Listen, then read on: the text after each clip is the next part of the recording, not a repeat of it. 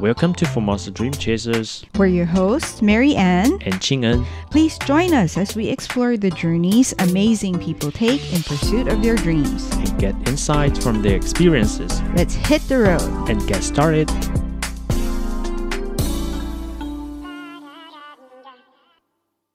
Hi, welcome back to the show. Last week, we explored the inspiring journey volunteer and news correspondent Joy Zhen prepared to be part of the 2024 Paris Olympics.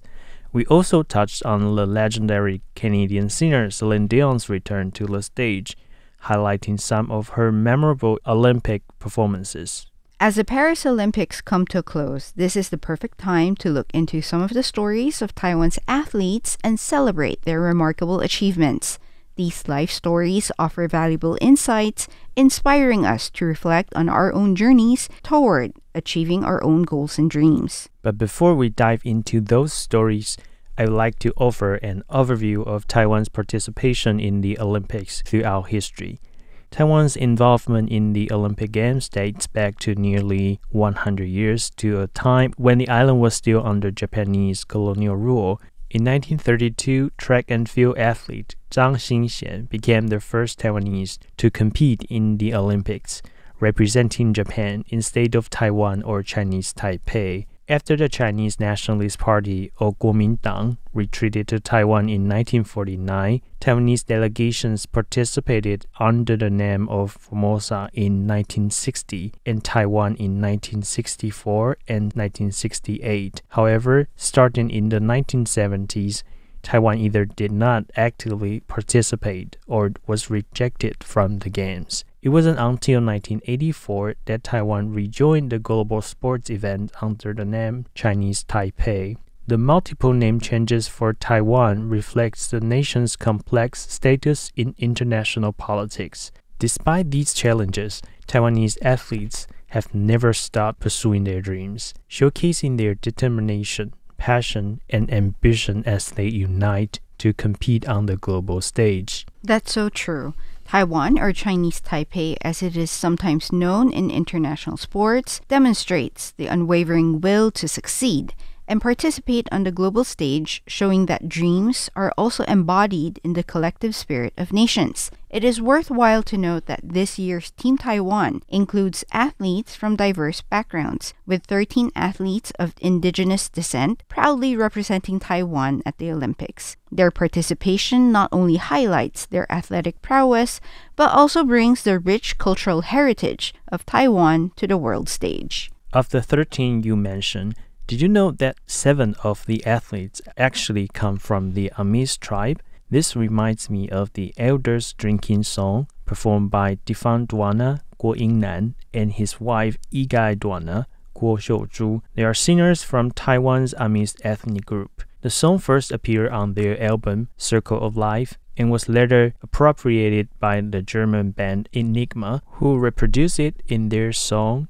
Return to Innocence for an Olympic promotion video. This led to an international lawsuit over copyright issues, which was eventually settled out of court. On this special occasion, we want to honor their dedication to preserving indigenous heritage by sharing the song with our listeners. Defan expressed his hope that Amis music would reach every corner of the world and that everyone know that there's an Amis tribe in Taiwan. Let's listen to Defan and Yigai's elders' drinking song together.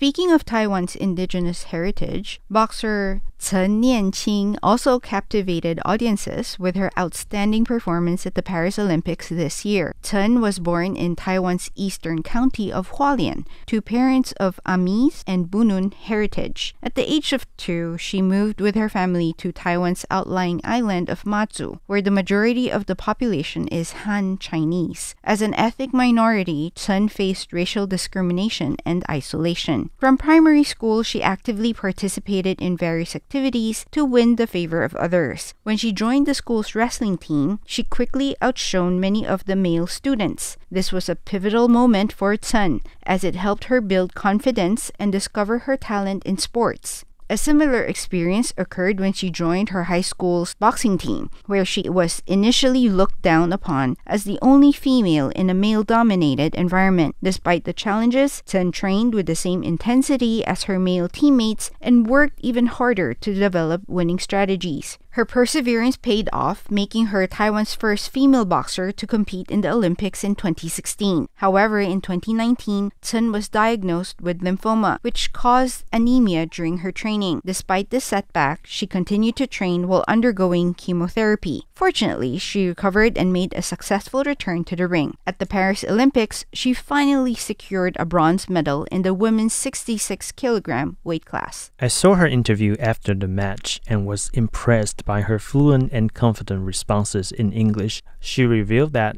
during her training at the National Sports Training Center, she also enrolled in a language program offered by Wenzhou Ursuline University of Languages. According to a press release from the training center, they have collaborated with the university to develop a curriculum in sports English, providing various courses for athletes. The goal is to equip them with English skills so they can effectively communicate with staff at international sports events and build connections with athletes from other countries. Speaking of Taiwanese boxers, another story worth highlighting is the win of Yu-ting, who won Taiwan's first ever Olympic gold medal in boxing. She participated in the women's 57-kilogram boxing category and unfortunately was at the center of a controversy during her stint at this year's Olympics. The main issue was over the decision that the International Olympic Committee, or IOC, made to allow her and Algerian boxer Iman Khelif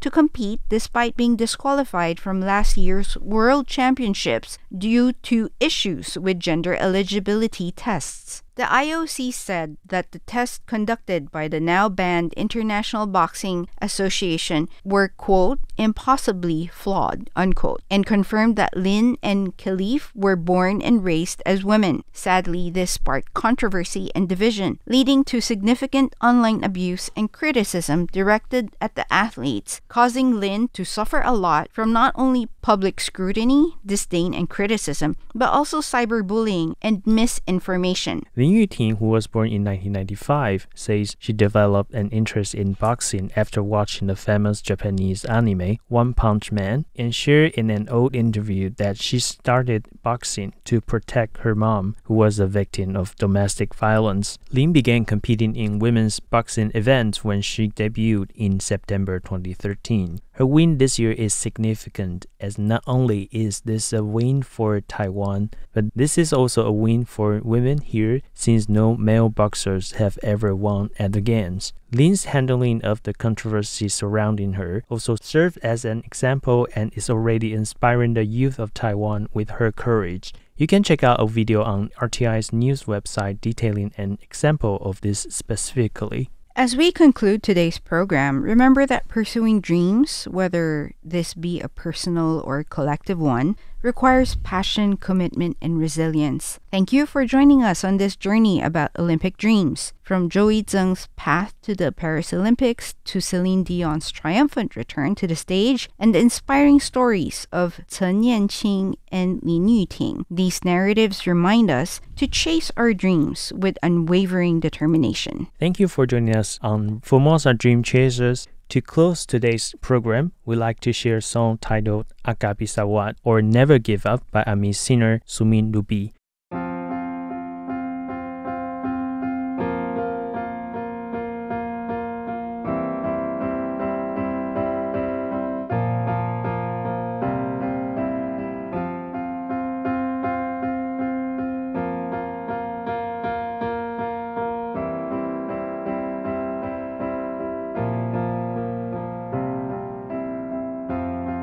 Yadatu amai Aku pi tala isu Aku falusu Terkahokya Mikhail kulini Armak anu tala ayaw mafuga kulala amisi ayaw anu tala ayaw tatitu fajatu satu nga ayay akasawarengku Ulitsa aika milya patatiku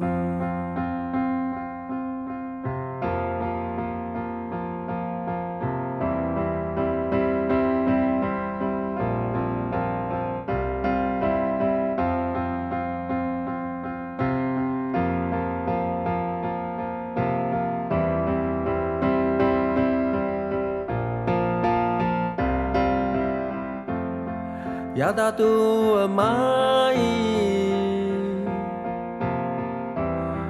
Aku pi tala isu Aku falucu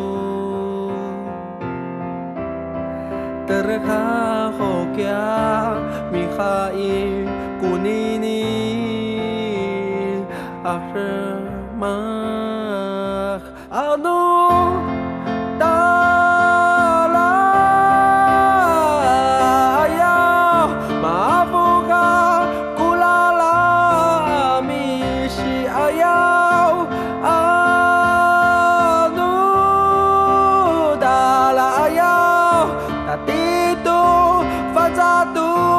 Satu nga ayay akasawarengku tiren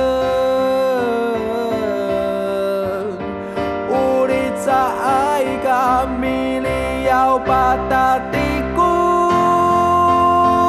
Anu dalayaw mabuha kulala misi ayaw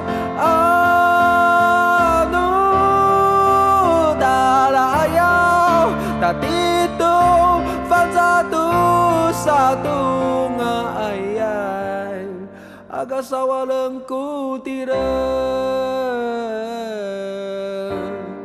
Ulit sa ay ka bila patatiku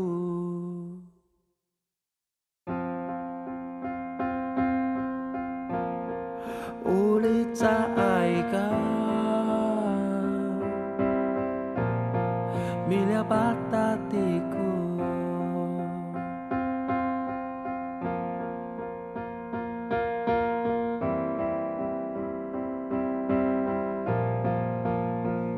Hey ya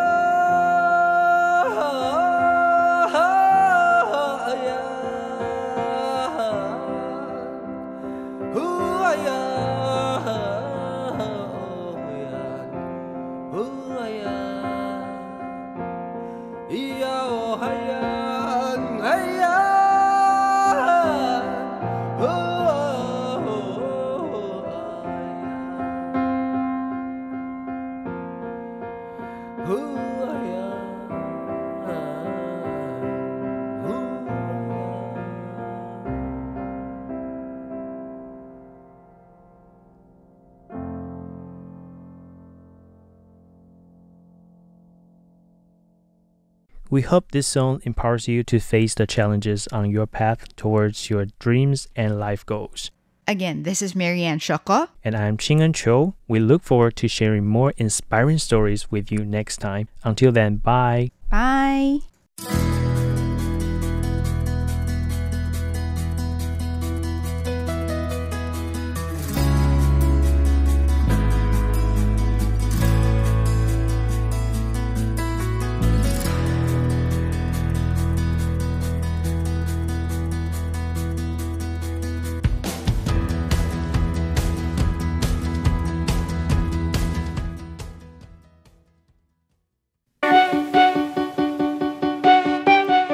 You're tuning in to Radio Taiwan International, Taiwan's national broadcaster. Here at RTI, we have a range of entertaining and informative content for you to enjoy. You can find all of our content on our website at en.rti.org.tw. That's en.rti.org.tw for news, shows, and more. We're also on shortwave radio. If you're residing in South Asia, we broadcast from 1600 to 1700 UTC at 9405 kHz. From all of us here at RTI, we wish you a lovely day.